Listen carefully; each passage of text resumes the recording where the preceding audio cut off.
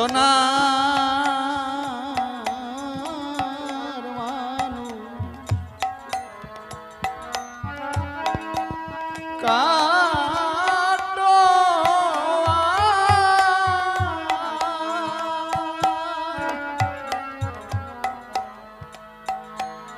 সখী এলোয়া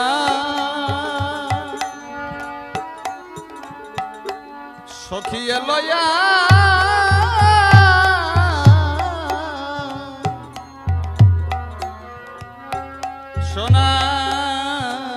সোনার মানুষ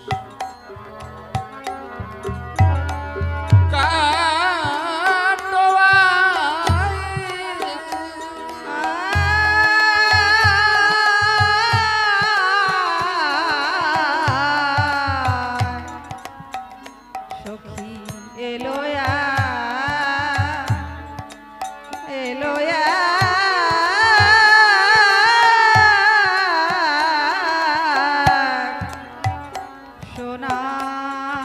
সোনার মানুষ কাটোয়া ও তার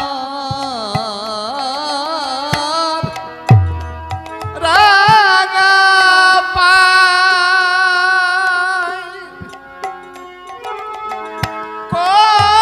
কোটি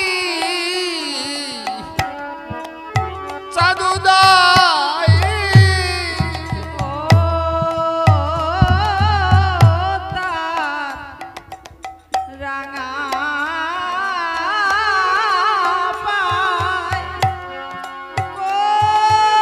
কোটি চাঁদ উদয়ে ও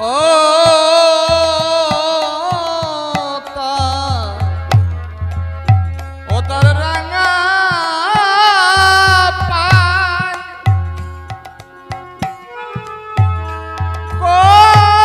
কোটি সাধুদাই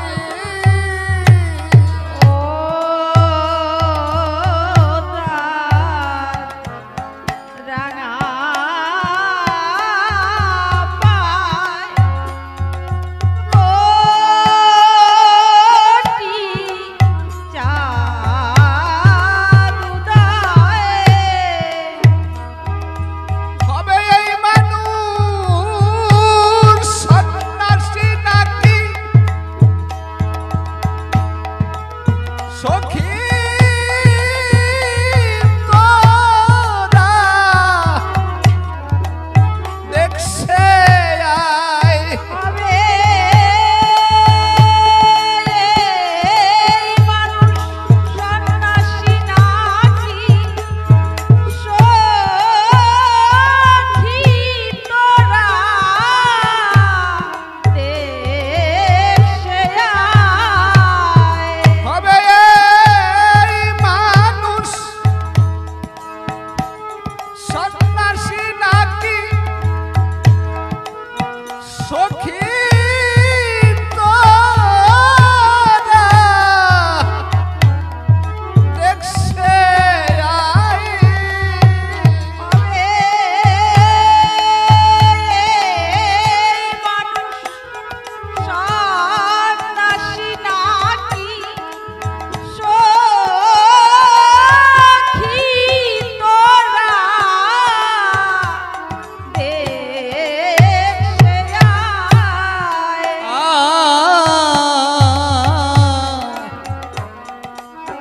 এলোয়া সখী এলোয়া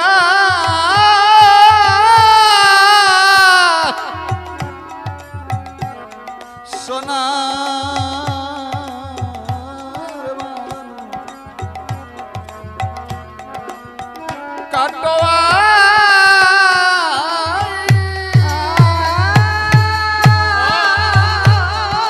তার রাঙা পায় কোটি চাঁদ উদয়ে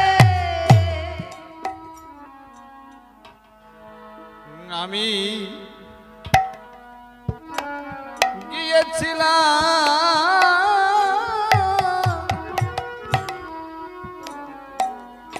জ্বালানিতে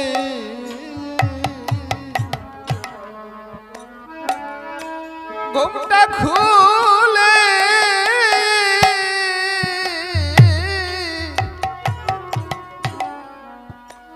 যায় দইবেতে দেখে সেরু কাটা খেতে স্পর্শিল আমার হৃদয়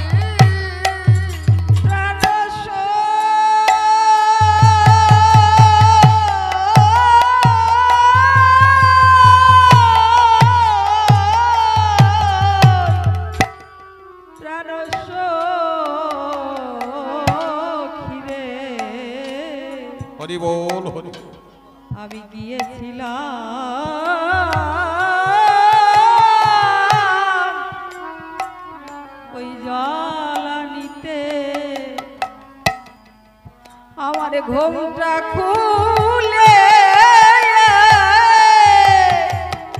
যায় দইবেতে দেখে সে রূপ কটাক্ষেতে স্পর্শিল আমার হৃদয়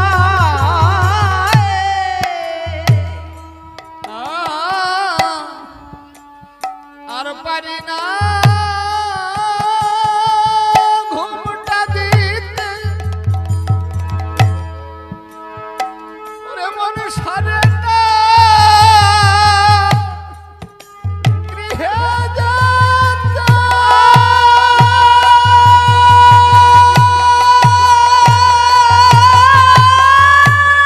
পারি না আমি ঘোমটা দিতে আমার মন সারে না ওই গৃহে যেতে ওরে আমার মন গেছে তার রূপের সাথে ফিরানো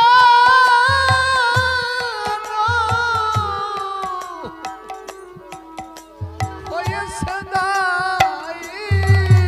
আমার মন গেছে তার আমার মন গেছে তার রূপের সাথে পিরানো হয়েছে দায়। ওরে আমার মন গেছে তার ও তার রূপের সাথে সখী ফিরানো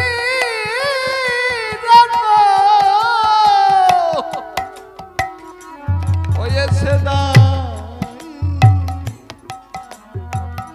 এলোয়া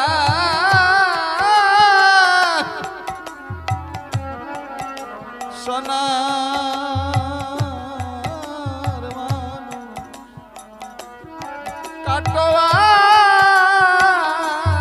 ও তার রাঙা পায় কোটি চাঁদ উদয়। ওরে ও তার কিসের অভাব ছিল ঘরে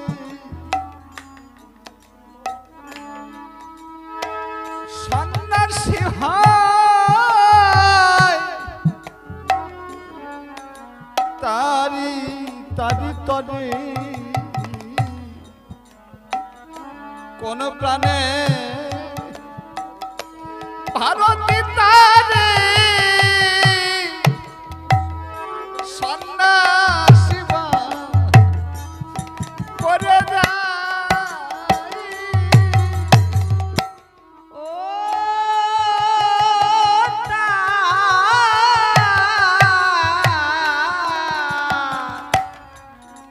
ও তার কিসের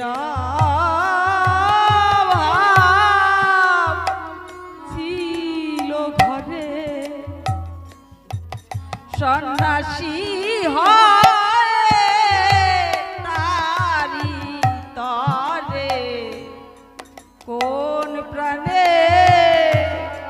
ভারতী তারে সন্ন্যাসী বা করে দেয় ও প্রাণ সখী রে,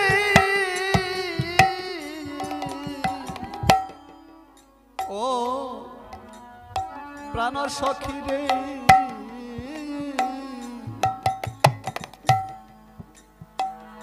ও তার কিসের অভাব ছিল ঘটে সন্ন্যাসী হয় তারি তরে কোনে প্রাণে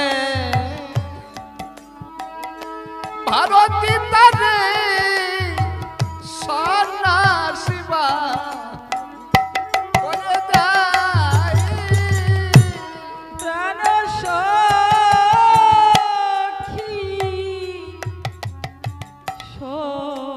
সখী রে ও তার কিসের অভাব ছিল ঘরে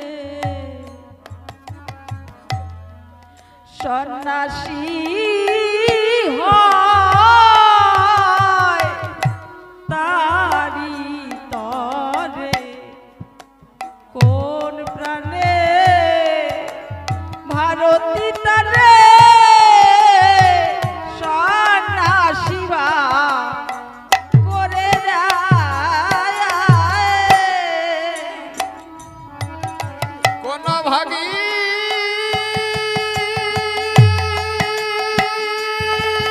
হৃদয়ের ধান সে কি বেঁচে আছে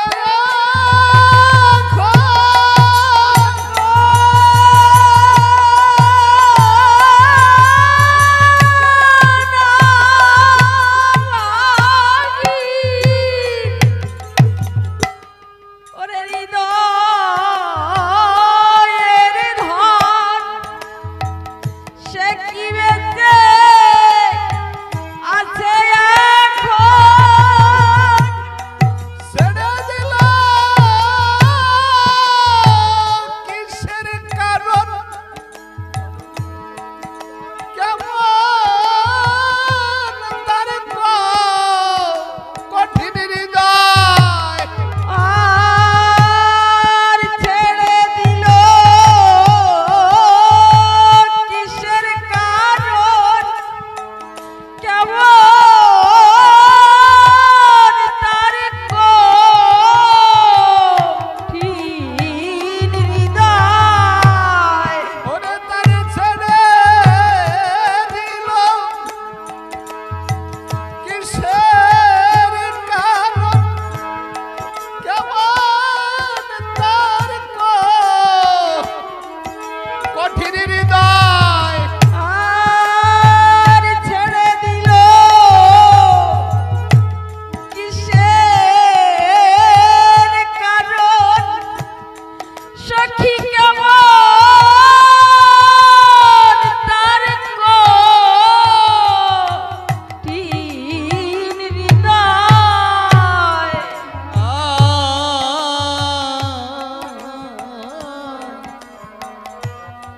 এলোয়া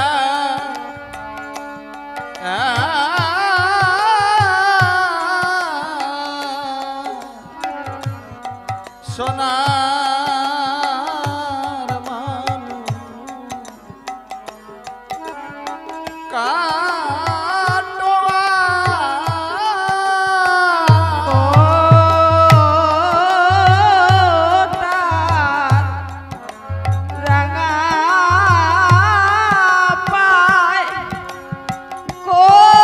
কোটি জাদুদার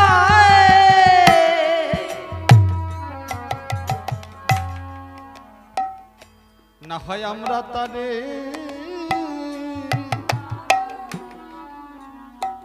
লয়ে আসি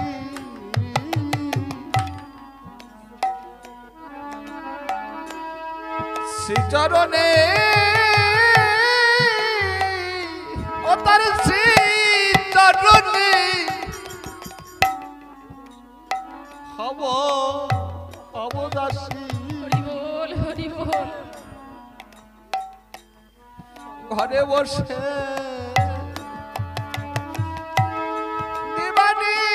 দিবানিশি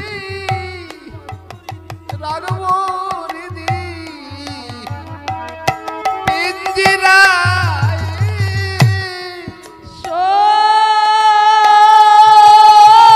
সখী প্রাণর সখী রে না হয় আমরা তারে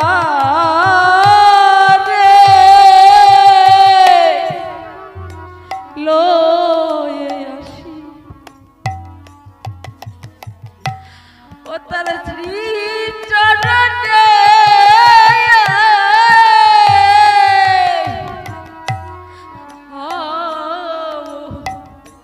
হব দাসী ওরে ঘরে বসে দিবানিশি রাগ বলিদি পিঞ্জিরায়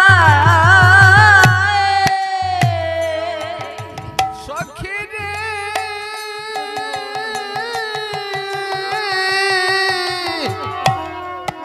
ও প্রাণ সখী রে না হয় আমরা তারে লয়ে আসি ও তার চরণে হব দাসী ঘরে বসে দিবানিশি রাগব হৃদি পিঞ্জিরায় প্রাণ সখী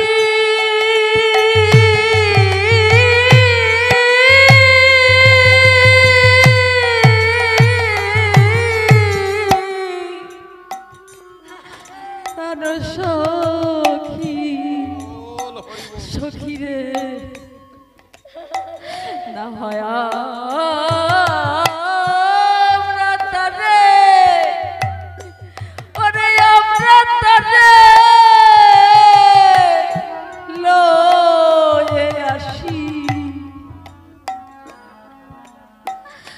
ও তার শ্রী চরণে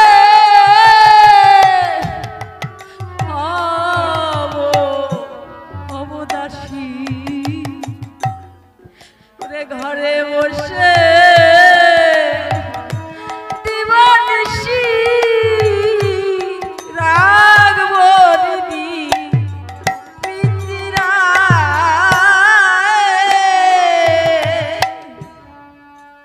যদি না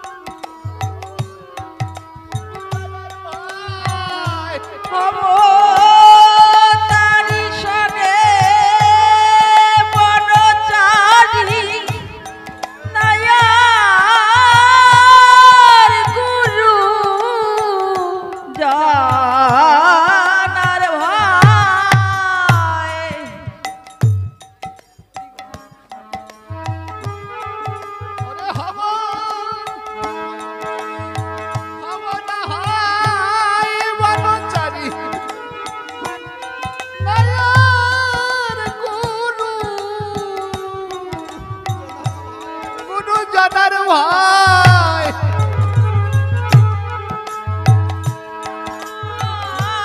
আয় বনচারী সখী না গুরু জানার ভাই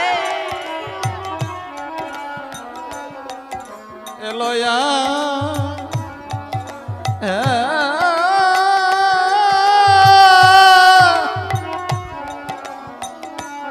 সোনা মানুষ কাটো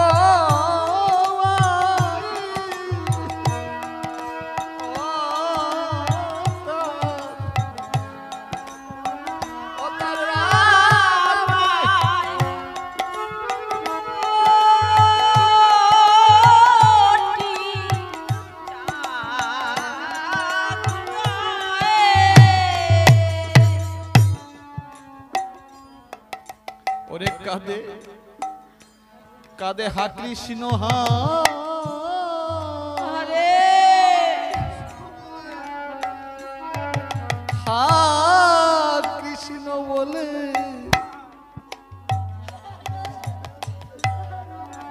ওরে ও তার আঁখ ভাসে চোখের জলে এ নবীন বয়সের কালে কেন এভাবে রুদাই ওরে কাঁদে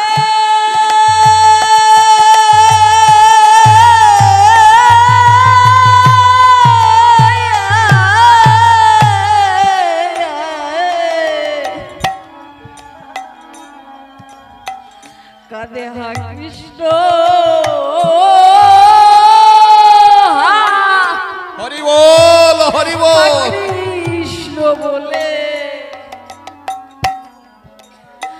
ও তার বক্ষ ভাসে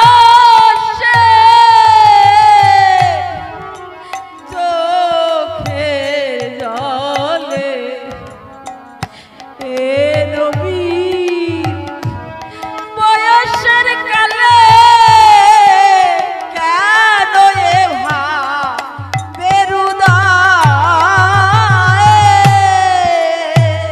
সখী রে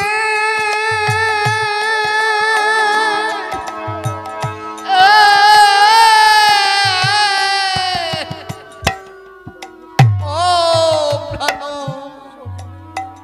প্রাণ সখী রে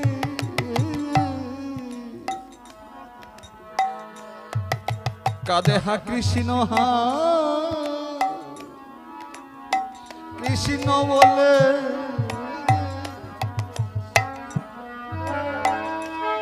ওরে অন্তর বাক্ষ ভাসে চোখের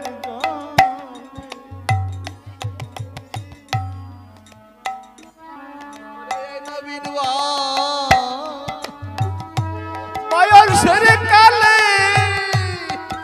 কেন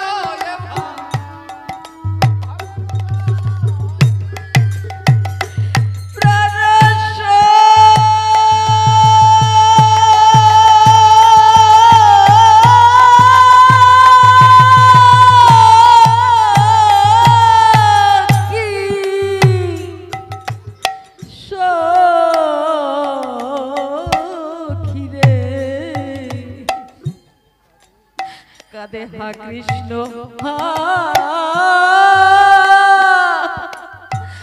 কাঁদে হা কৃষ্ণ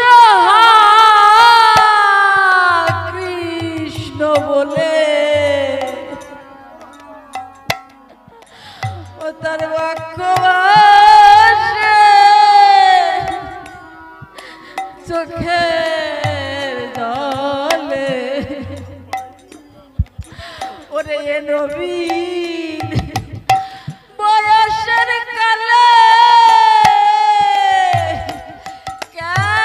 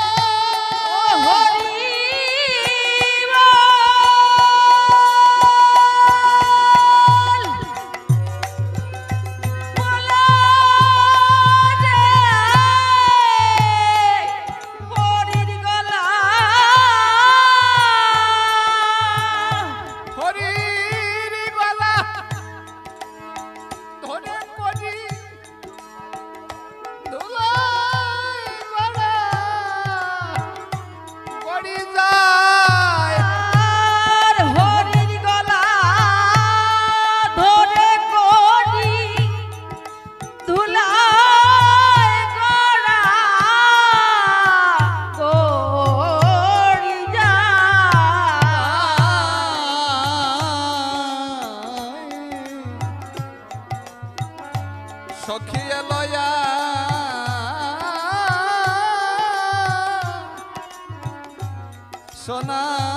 সোনার মানু কাটোয়াই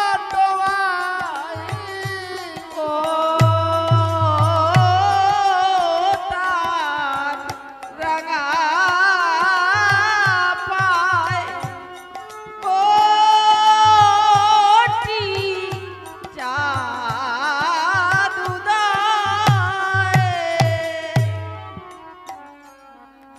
সখী এই মানুষ যে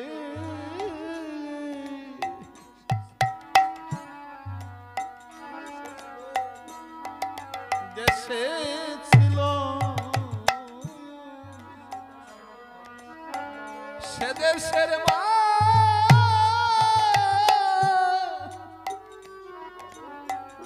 মানুষ কি বলো ওরে কেমনে গৃহেতে রলো পাশা নবী বিদুরে যায় সখী রে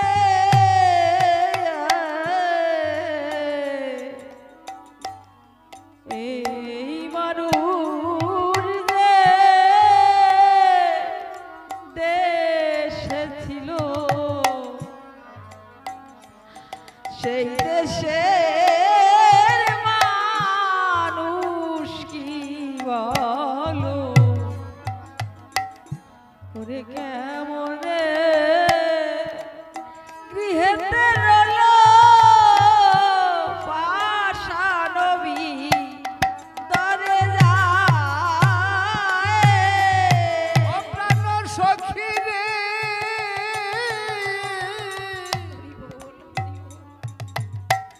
সখী রে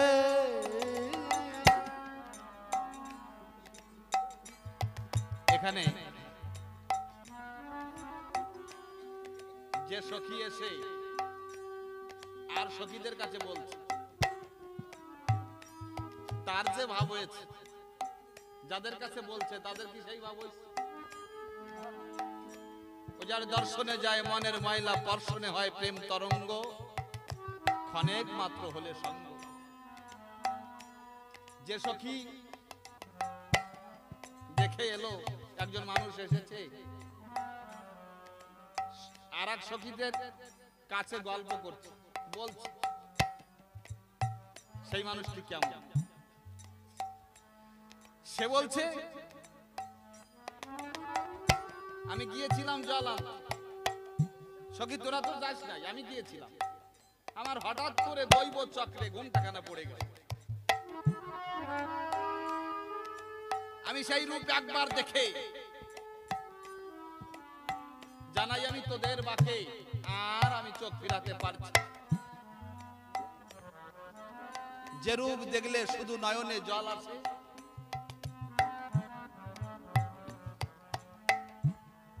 কেমন করে বোঝাবো তোদের পাশে বল সখী? তোরা তো দেখিস না। এই যে যে দেখে এসেছে তার দেখায় তার মধ্যে যে প্রেমের ভাব সঞ্চার হয়েছে ওদের কাছে বলি আর কতটুকু বুঝবে তাই নিজে নিজে চোখের জলে ভাসছে আর বলছে যতটুকু পারে তাই বোঝাচ্ছে সখী জানিস এই মানুষ যে দেশে ছিল সেই দেশের মানুষ কেমন বলতো তারা কিভাবে ঘরে তাকে বলতো এই মানুষকে ছেড়ে দিয়ে এমনও প্রেমের মানুষ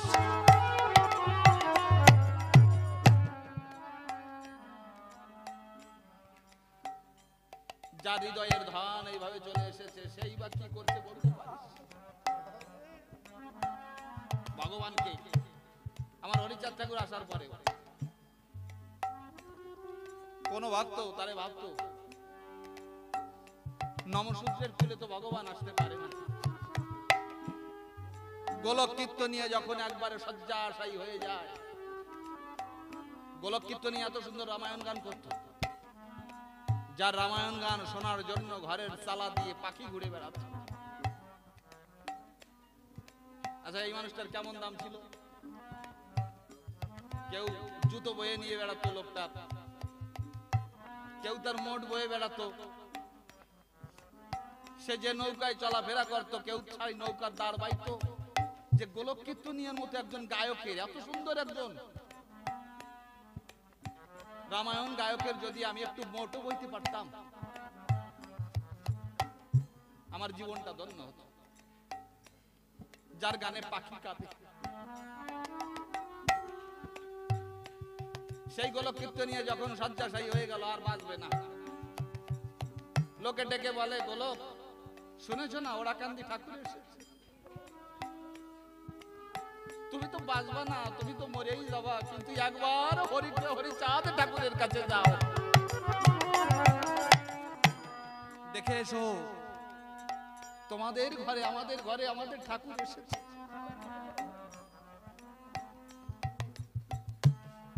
গোলক কীর্তনিয়া বলে, ওই হরিচাঁদ ঠাকুরের কথা বলছো? আমি মরে যাব, তবু হরিচাঁদ ঠাকুরের কাছে যাব না। ওর মতো ঠাকুর আমার নৌকার দাঁড় বেয়ে বেড়ায়, ওর মতো ঠাকুর আমার পায়ের জুতো বয়, ওর মতো ঠাকুর আমার মোট বয়ে খায়।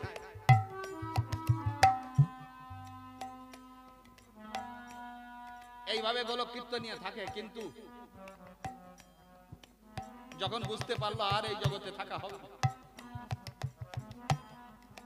তখন সঙ্গী সাথীদের ডেকে বললো, ভাই কতবার তো বলেছিলি যাই নাই, শেষের বারের মতো যদি একবার হরিচাঁদ ঠাকুরকে দেখাইয়ে নিয়ে আসি।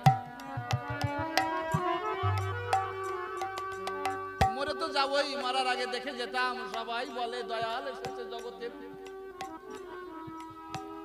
তাও সবাই বললো, ঠিক আছে যদি তোমার মন হয় তাহলে তোমারে নিয়ে যাই, চলো। মনের অহংকার তো তাড়াতাড়ি পড়ে না, যখন বুঝতে পেরেছে আর থাকা হবে না,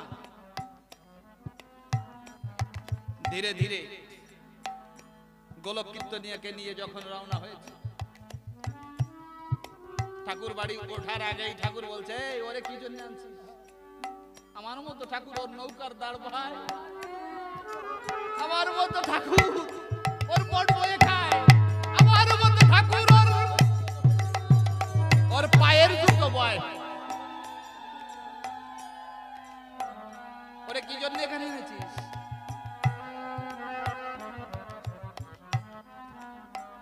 এই যে মনের কথা যখন একটা একটা করে বলে দিয়েছে, যা বলেছিল সব ঠাকুরের মুখ দিয়ে বেরোচ্ছে। গোলক বুঝতে পারলো জগতে ভগবান এসেছে। আমি অভাগা, আমার ভক্তি শূন্য, তাই আমি বুঝতে পারি না আমার দয়াল এসেছে। এমনি করে অন্তর্যামী মনের কথা যে বলে দেয়, সে তো আমার হরির অসময়ে জগতে এসেছে, এটা মিথ্যা কথা নয়। তাই গোলক কীর্তনিয়া বুঝতে পারলো জগতে এসেছে ঠাকুর, টান টান হয়ে ঠাকুরের চরণে পড়ে গেল, বলল, ঠাকুর ব্যাধি ভালো হোক না হোক তাতে কোনো দুঃখ নাই, যেন তোমার চরণ ছাড়া না হয়। একবার যখন বুঝতে পেরেছি তুমি জগতে এসেছ,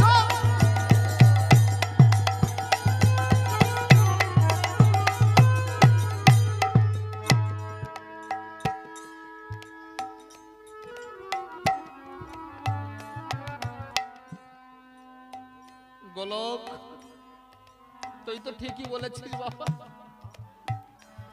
আমি তো মোট বর জন্যই আসি। ওরে কত ভক্তের মোট বয়ে আমি নিয়ে যাই, আমি তো দাঁড় বাবার জন্যই জগতে আসি। ওরে দিন দুঃখী দরিদ্র যারা, কাঙালে যারা, তাদের নৌকার দাঁড় বাইতেই তো আমি আসছি। আমি তোদের কান্ডারি হয়ে, তোদের দাঁড় বেয়ে, তোদের ভব নদী পার করে দেব।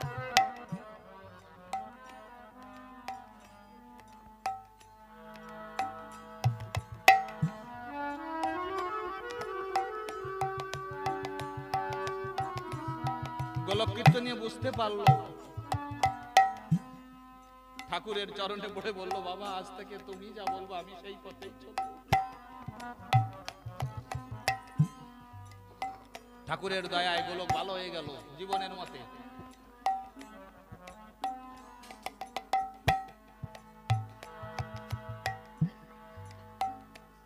বললো যে হরিনাম করো, বলো দুটি বাহু তুলে হরিনাম করো, আর তোমার রামায়ণ গানের দরকার নাই। হরিনাম করো, এই হরিনামেই তোমার পথ দেখাবে তোমার কোন ভাবে বাঁচতে হবে। ঠাকুরের কথায় গোলক কীর্তনিয়া হরি বলার সাধু হয়ে গেল। এই জন্য তারে যে দর্শন করে আর যে উপলব্ধি করে, এটা দুটোর মধ্যে একটু পার্থক্য আছে। তাই ওই সখীদের ডেকে ডেকে বলছে, সখীরে এমন মানুষ দেখে এলাম রে, তোরা দেখিস না। বলতে পারিস সেই মানুষকে ছেড়ে দিয়ে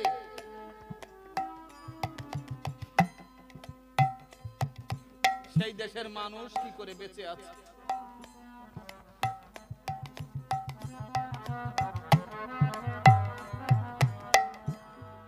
তাই আমার তারক লিখলেন কি, সখী এই মানুষ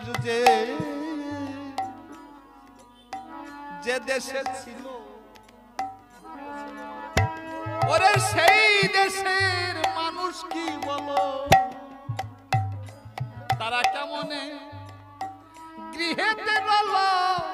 যে মানুষের মুখ দেখলে পাষাণ ভিতরে যায়, মানে পাষাণ পর্যন্ত ফেটে যায়, পাষাণের বুকও ফেটে যায় যে মানুষের রূপ দর্শন করতে। আর এরা মানুষ হয়ে কি করে বেঁচে থাকলো বলতো দেখি। ওরে এই মানুষ যে, আরে এই কথার মানে আছে, তাপির মনের দুঃখ ঘুচে যায় সেখানে গেলে, তাপিত হৃদয় শীতল। তোমার জ্বালা পোড়ার দেহ, ছোট বাজাও, তোমার জ্বালা পোড়ার দেহ সেখানে একবার যাও, যদি হরি বলে ভক্তের চরণ তলে একবার পড়তে পারো, তোমার এই জীবনের যত জ্বালা তাপ আছে সব জুড়াইয়ে যাবে। জানো এত মধু ভরা ওখানে। তারা সেই ভক্তি বিশ্বাস নিয়ে মতুয়া দলের সাথে কেউ ঠাকুরনগর, কেউ ওড়াকান্দি গিয়ে পাগল হয়ে গেছে। তাদের ভক্তি বলে হরি তাদের দেখা দিয়েছে, তারা বড় বড় মতুয়ার দল করেছে। দেখবা ঘটি সম্প্রদায়ের মানুষ আমি দেখে এসেছি। আমাদের এই যে রঞ্জিত গোসাই, শ্রদ্ধেয় রঞ্জিত গোসাই যিনি আমাদের নিয়ে গিয়েছিলেন, তিনি এক ঘটি, তার জীবনের পেট ব্যথা কোনোদিন ভালো হয় না, কোনো ওষুধ। মনে মনে ভাবলো তাহলে ওরা এই যে ঠাকুরনগর যাব, যদি পেট ব্যথা ভালো হয়ে যায় মনপ্রাণ শোকে দেবো ঠাকুরের পায়ে। উনি যেদিন ঠাকুরনগর পদার্পণ করে যখন ভক্তের চরণের তলে গড়াগড়ি দিয়েছেন, কখন যে ওনার পেটে ব্যথা চলে গেছে উনি নিজেও জানে না। সেদিন থেকে যায় হরি বল, হরি বলে ভাসিয়া দুই চোখের জলে। সেই দিন থেকে গেল মতুয়ার দলে, বাড়িতে বড় হরি মন্দির করেছে, ঘটি সম্প্রদায়ের সমস্ত মানুষকে নিয়ে বড় দল বানাইছে। তারা হয়েছে ভক্ত, তারা প্রকৃত মতুয়া ভক্ত। বাড়ির কাছে যারা ছিল গীত কান্দির মানুষ, আর কান্দির মানুষ, আড়িয়া কান্দির মানুষ, না কি কি কান্দি ছিল, তাই না? এরা জীবন ভরে বলে গেল আমাদের বাড়ির কাছে ঠাকুর, আমরা কিছু বুঝলাম না, আর তোমরা সেই দক্ষিণ দেশ বরিশাল থেকে এসে একবারে বড় ঠাকুরের নামে মাতিয়ে গেছো। এই জন্য বলি যে দেশের মানুষ তাদের কিছু হয় না, কিন্তু তাদের প্রেমের মানুষে যদি প্রেমের মানুষকে দর্শন করে তাদের বুক ফেটে যায়। এ মানুষকে ছেড়ে তারা কিভাবে বেঁচে আছে বিশ্ব সংসার।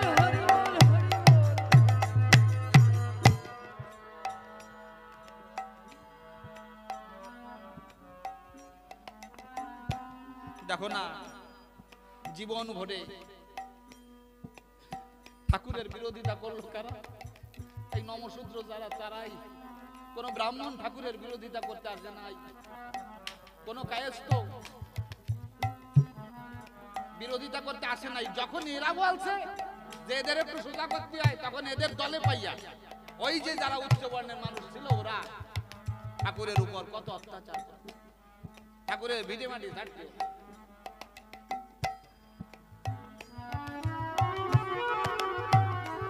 এই যে চৈতন্যবালা হীরামনের কাকা,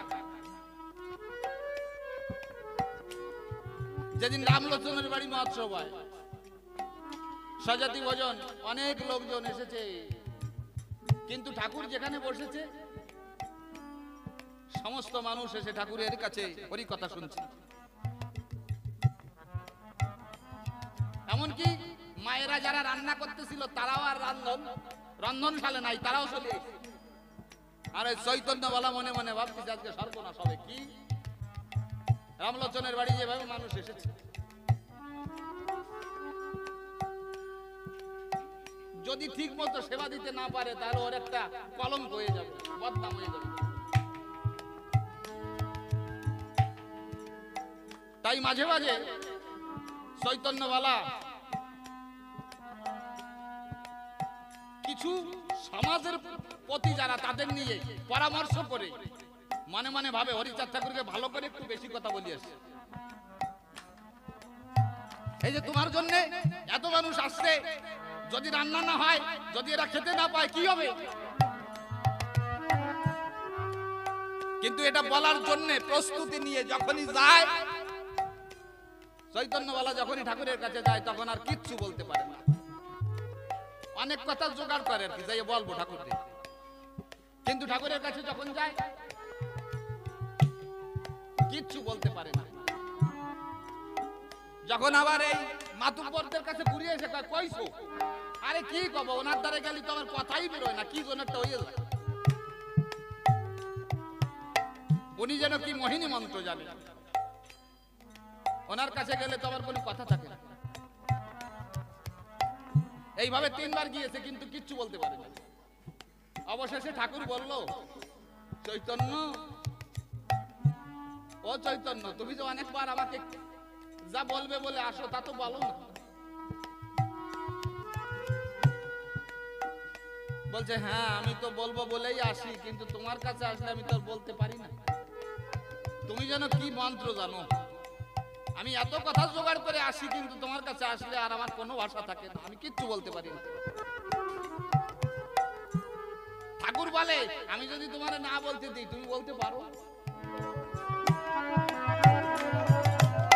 তুমি ভাবো আমি বলবো, কিন্তু আমি যদি তোমার না বলাই তুমি বলতে পারবা না। চৈতন্য, তোমার চৈতন্য হোক। তুমি চিন্তা করছো এত মানুষ কোথায় খাবে? তুমি দেখে নিও, ঠিক হয়ে যাবে, ঠিক হয়ে যাবে। চৈতন্য বালা কয়, কেউ রান্না করে নাই, হয়ে যায় কি করিয়া? বলছে, দেখো তুমি হয়ে যাবে। রামলোচন করো জোরে দাঁড়িয়েছে,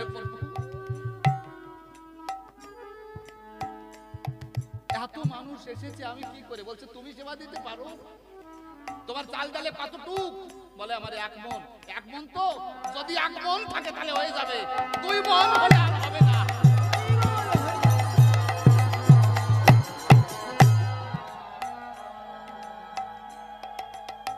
কিছু সময় পরে 1 মণ যদি থাকে তাহলে হবে, 2 মণ থাকলে আর হবে না। 1 মণ আছে তো, এই যে 1 মণ। কিছু সময় পরে রান্নাঘরে যখন গেল, দেখতে পায় রান্না করে থরে থরে কে যেন রেখে যায়। হরি বল, হরি বল। যত মানুষ ছিল সকলের খাওয়া রান্না খেয়ে বলছে, হায় রে, এমন রান্না কোনোদিন খাই না। যার কর্ম সেই করে, যিনি জগতের কর্ম সে যদি করায়,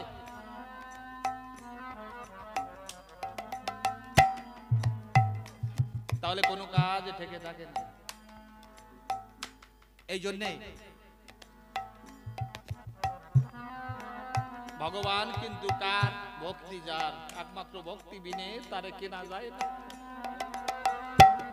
তুমি পারবা না, একমাত্র চোখের জলে বাধা পড়ে ভগবান। সেই চোখের জল ছেড়ে যদি ভক্তের চরণে নিবেদন জানাও, হে ভক্তরা তোমরা আশীর্বাদে করো, আমি যেন আমার শ্রীহরির চরণ পাই, আমি যেন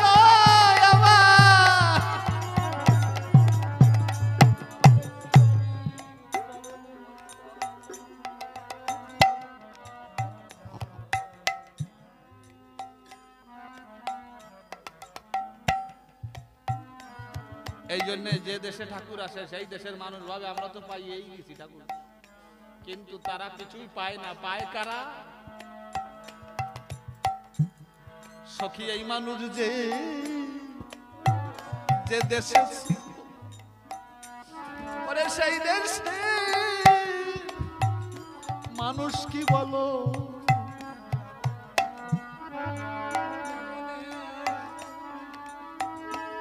ওরে গৃহেতে রলো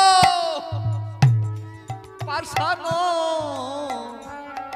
বিদুরে যায়,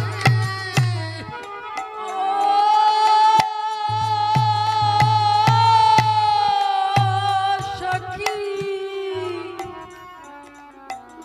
প্রাণ সখী রে, হরি বল। সখী মানুষ, এই মানুষ যে দেশে ছিল,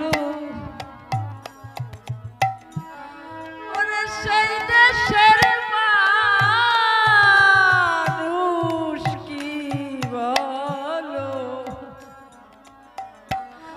ওরে কেমনে গৃহেতে রলো পাশানবী তোরে যায়, ওরে আমার গোলক চাঁদ না সইতে পারে, ওরে প্রাণ দিল হরি চাঁদ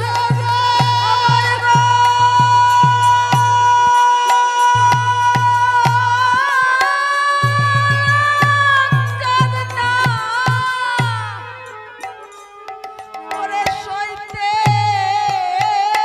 পারে, প্রাণ দিল হরি চাঁদের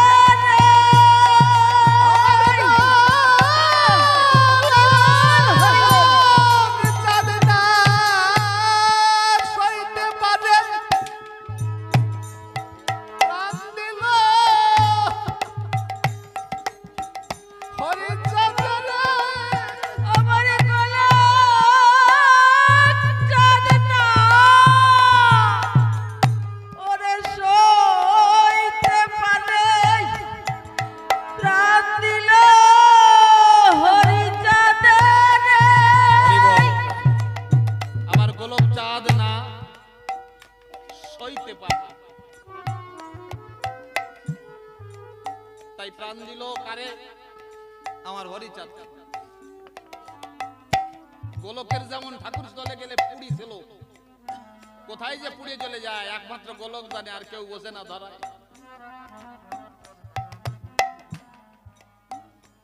হাজার হাজার ভক্ত, তার মধ্যে দুই একজনের কপালে জুটবে, এটা আমার অশ্বিনী গোসাই বলেই গেছে, বলছে না দুই একজনের যোগ ভাগ্যে পাগল হলো সেটাও লেগে, সবার ভাগ্যে জুটবে না। কোটিতে গুটি মিলবে, কোটি কোটি ভক্তের মধ্যে দুই একজনের কপালে জুটবে।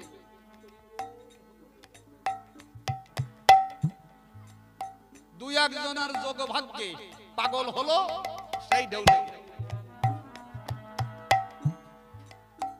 ডুব দিয়ে যে ছাড়ে না উস,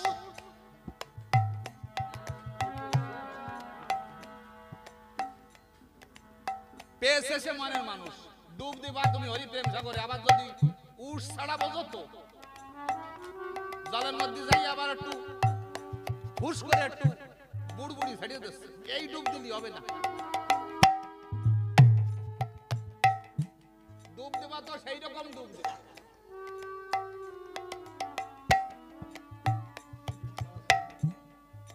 হুঁশ ছাড়লে হবে না। ডুব দেবা তো সেই মতো ডুব দেবা।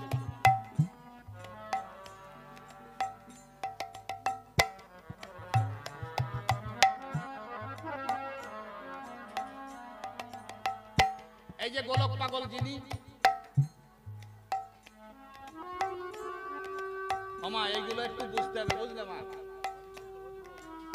আমি কিন্তু ওই খেচুড়ি খাওয়া মতো দল করবো না।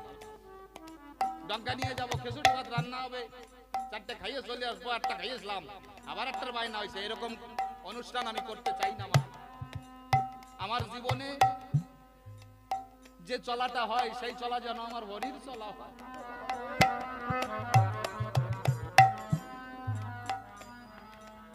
আমার হরি যেন সন্তুষ্ট হয়। আমার গোলকচাঁদ যেদিন হরিচাঁদ ঠাকুর চলে গেল সেই দিন থেকে বুকে ব্যথা শুরু হলো।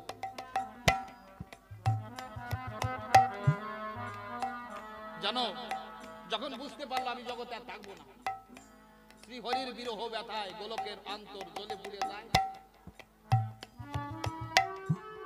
মনে মনে একজন ভক্তকে বেছে নিয়েছিল, আমি ওর কাছে গিয়ে ওর কোলে মাথা দিয়ে জয় হরিচাঁদ বলতে বলতে আমি শেষের দিনে চলে যাবো পারে। নিজের বাড়ি থাকলো না, নারকেল বাড়ি থাকলো না, কিন্তু গোলক পাগল। নিজের ছেলে ছিল সেখানে থাকলো না, নারকেল বাড়ি। দশরথ ছিল, মহানন্দ ছিল, কেউ ভাই, কেউ ভাইয়ের ছেলে, তবুও সেখানে থাকলো না। কেন? যে দেশে মোর মনের মানুষ, আরে আমি সেই না দেশে যাব।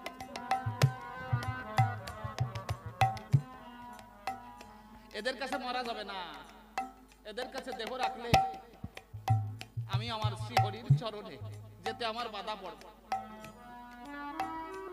তাই এমন একজন প্রেমিক ভক্তর কাছে চলে গেল, তারকের কাছে, জয়পুর চলে গেল। তারক গোসাই তৎকালীন সময় কবি গান গায়। কিছুদিনের জন্য কবি গান গাওয়া ছেড়েই দিল। কেন? গোলকের মতো পাগলকে পেয়েছি,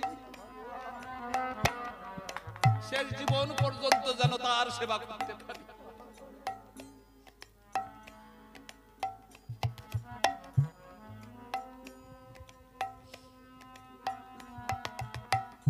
মরণ যখন আসন্ন সেই সময় তারককে ডেকে বলে, তারক, জীবন ভরে তো দাদা ভাই সম্পর্কে ডেকেছো, একবার একটু বাবা বলে ডাকবা।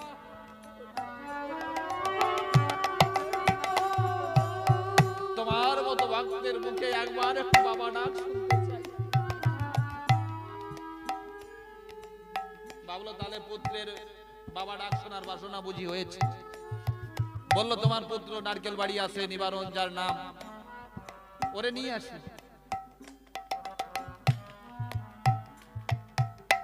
বললো, না,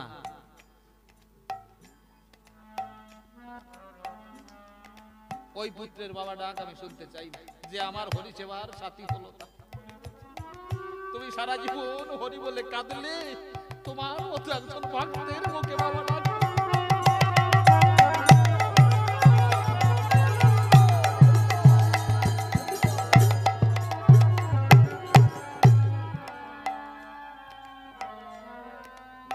গোসাই চলে গেল 29শে বৈশাখ, জ্যৈষ্ঠ মাসের প্রথম দিবসে।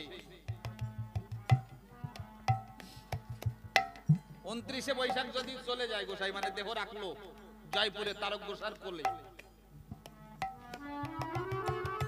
তিনজনে মিলে কাস্টে সাজাইছিল, কিন্তু সেই কাস্টের মধ্যে দাহন করে নাই। কেন? তারকের মনে যেন সাড়া দিল, হরিচাঁদের বিরহ ব্যথায় গোলকের দেহখানা পুড়ে ছাই হয়ে গেছে। নবগঙ্গা নদী বড় ভালোবাসতো, তাই পাগলকে আর দাহন করতে হবে না, চলো নবগঙ্গা নদীতে তার দেহখানা ছেড়ে দিয়ে তার জীবনের মতো শান্ত করে, তার দেহখানা শীতল করে দেই।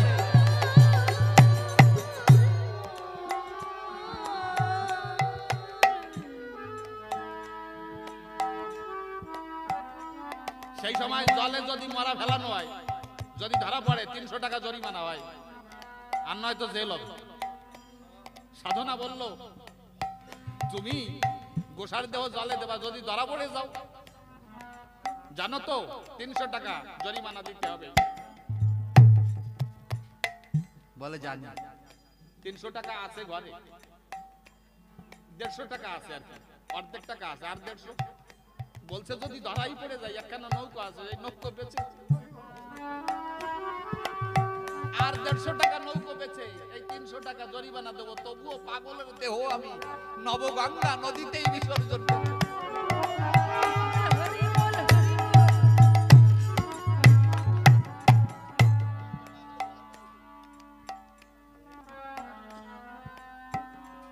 যাই হোক, অনেক কথা। সেই দেহখানা জলেই দিয়েছিল, কিন্তু কেউ দেখে নাই। যে সময় পাগলের দেহ জলে দেয়, সেই সময় যেটুক জায়গা নিয়ে ওই নৌকাখানা ছিল, ওইটুক জায়গা যেন অন্ধকার করে দিল। কার ইশারায় অন্ধকার? কত মানুষ হাটের থেকে নৌকা ভরে ভরে মানুষ আসছে, কিন্তু কেউ বুঝতে পারলো না এখানে পাগলের দেহখানা সলিল সমাধি করা হলো। যখন ছেড়ে দিল, মানুষ যদি মারা যায় তার বুড়বুড়ি ওঠে না। ছেড়ে দেওয়ার সাথে সাথে পাগল যেন হাত উঁচু করে জানিয়ে গেল, আমি চলে যাচ্ছি। আর মা গঙ্গা যেন ঘুরপাক খেয়ে পাগলের দেহখানা নিতে এসেছে। মা গঙ্গা যেন মনে মনে ভেবেছে, হেন পাগলের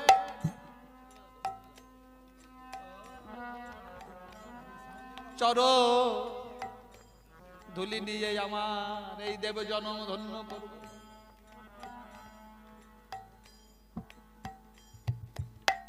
জ্যৈষ্ঠ মাসের 1 তারিখে মহোৎসব করলো তারক গোসাই।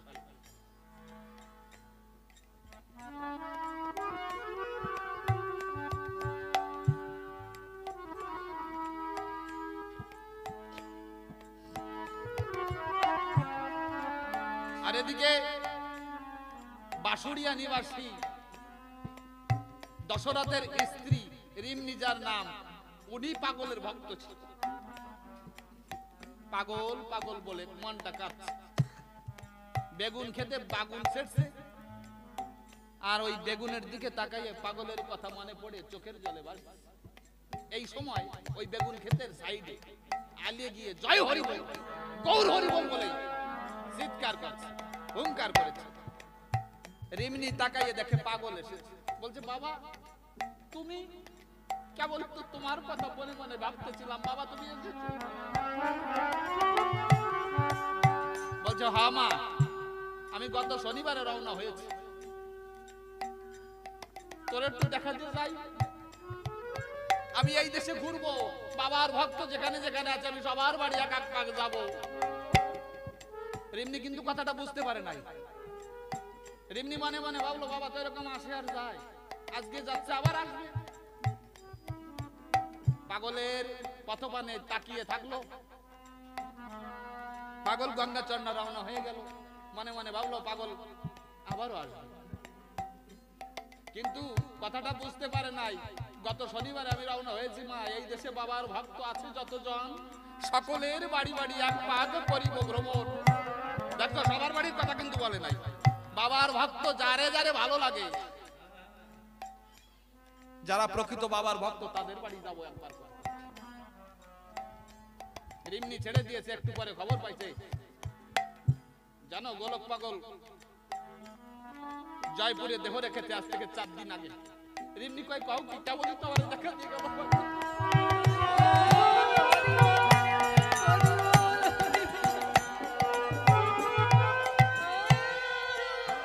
রিমনি বেগুন ক্ষেতের আলে অজ্ঞান হয়ে গেল। পাগল তুমি কোথায় চলে? দেখেছো কেমন মা হলে, কেমন ভালোবাসা দিলে পরে পাগল চলে যাওয়ার 4 দিন পরে এসে রিমনিকে দেখা দিয়ে যায়। আমি তো কোনোদিন ভাবি নাই পাগল, হে ঠাকুর, ভালোবাসা না থাকলে তো আর আসে না। রিমনির ভালোবাসাটা তেমনি ভাবে ছিল, তাই তো পাগল এসে রিমনিকে দেখা দিয়ে চলে গেল। ওইদিকে যাই অশ্বিনীর মা অম্বিকারে বলছে, ও মা কার্তিক বাড়ি আসছে, গঙ্গাচর নাকি? বলছে বাবা বলি তো হুকো খাচ্ছিল, দেখো কার্তিক হুকো খেয়ে রেখেছে, সেই হুকোই যে পাগল টান দিয়ে রাইচরণের বাড়ি গেছে। অশ্বিনীর বাবা কার্তিক এসে বলছে, তুমি কার সঙ্গে কথা বলে? বলে পাগল এসেছিল, তোমার হুকোই একটা টান দিয়ে ওই যে রাইচরণ ঘোষের বাড়ি গেল, যাও দেখা করে আসো। গিয়ে দেখে কেউ নাই, খবর পেল 7 দিন আগে পাগল চলে গেছে, আমাদের দেখা দিয়ে গেল। হরি বল, হরি বল, হরি বল।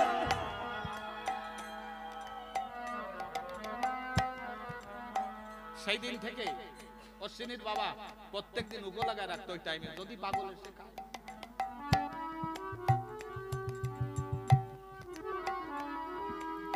তাহলে ভালোবাসা দিলে তার প্রতিদান পাওয়া যায়। ঠাকুর ভালোবাসে, এই জন্য বলছে আমার গোলক চাঁদ না সইতে পেরে প্রাণ দিল হরিচাঁদের। যেদিন ঠাকুর চলে গেল সেই দিন থেকে যেমন পাগল হয়ে গেল, কোথায় বাবা আছে? রিম্মিকে যাও বলেছিল মামা, এরপরে বাবার ভক্তদের বাড়ি ঘুরে তারপরে বাবা যেখানে আছে আমি সেখানে চলে যাব। দেখবা লেখা আছে নিলামটিতে, বাবার দেশে যাব। আর সারা জীবন ডাঙ্গা বাজাই, আমি কি বলবানি? আমি বলবানি যে আমার স্বর্গে নিও ঠাকুর। আমি কখনোই বলবো না যে ঠাকুর তোমার চরণে নিও, গোলক পাগল যে তোমার কাছে গিয়েছিল আমিও যেন তোমার কাছে যেতে পারি। আমার স্বর্গে নিও। স্বর্গের বৃত্তান্ত জানো? পড়িয়ে দেখবা ভক্ত, মানে যে সমস্ত গ্রন্থ আছে স্বর্গের বৃত্তান্ত, স্বর্গ কি জিনিস আগে পড়বা। স্বর্গের একজন রাজা আছে, তার নাম হচ্ছে দেবরাজ ইন্দ্র। উনি সব সময় আর দেবতাদের নিয়ে, উনি তো দেবরাজ ইন্দ্র, আর দেবতাদের নিয়ে সুরা পান করে। সুরা বলো তো মদ খায়। আর যত বাইজি আছে যারা নাচ করে, উর্বশী, মেনকা, এরা ওই স্বর্গে নৃত্য করে। মানে অন্যরা মদ খায় আর অন্যরা নৃত্য করে। এই হচ্ছে স্বর্গের বৃত্তান্ত। এই জায়গায় যাওয়ার জন্য আমরা উঠি পড়ি লাগছি। আসলে কি ওই স্বর্গ বলে কিছু আছে না না আছে, আমরা এই অন্ধবিশ্বাসে আজও ভুগছি, তাই না? কারণ মানুষ কোথা থেকে আসে এটাও কেউ জানে না, আর মারার পরে কোথায় চলে যায় এটাও জানে না। এই দুই জায়গা মানুষের সন্দেহ থাকে, কোথা থেকে আসে আর কোথায় চলে যায়। যাওয়ার পরে আসলে কি আত্মা আছে নাকি উদ্ধার হয় নাকি স্বর্গে যায়? স্বর্গ বলতে যদি কিছু থাকতো তাহলে মহামনীষী তারা বলে গেছে, কিসের স্বর্গ কিসের নরক কে বলে তা বহুদূর। মানুষের মাঝেই স্বর্গ নরক, মানুষের মাঝেই সুর। তাহলে তো নরক আর স্বর্গ এর ভিতরে। কোন মানুষ এই সংসারেই নরক যন্ত্রণা ভোগ করছে, আর কোন মানুষ এই সংসারে সোনার সংসার সাজিয়ে স্বর্গধাম তৈরি করছে।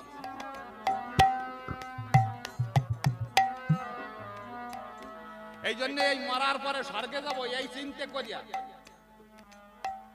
যদি যেতে চাও, যে গোবিন্দ ভক্ত সে গোবিন্দের চরণে যাও, আর যে হরিচাঁদের ভক্ত সে হরিচাঁদের চরণে যাও। যেন সেই দেশে যদি এইরকম আমার ঠাকুরের মেলা মেলে আর কি। এই দেশে তো আমরা আছি, আমার ঠাকুর যে দেশে চলে গেছে সেই দেশে ভক্ত নিয়ে আমার ঠাকুর। এইভাবে যদি কোনো জায়গা আমার ঠাকুর সেই প্রেমের মাধ্যমে মেতে থাকে, আমি যেন আমার জীবন শেষে সেই দেশে যেতে পারি। জয় জয় শান্তি হরি গুরু চাঁদ দারুণ চাঁদ প্রেমানন্দে হরি হরি।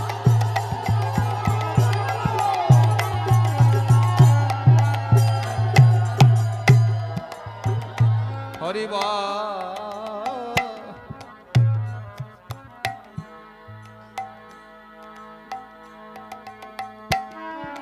আমার গোলক চাঁদ না সইতে পারে, প্রাণ দিল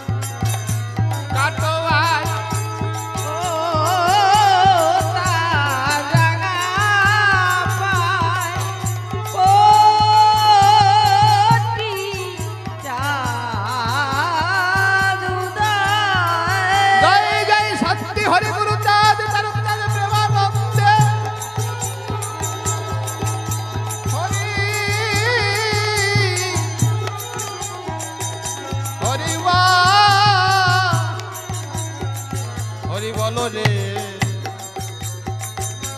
এ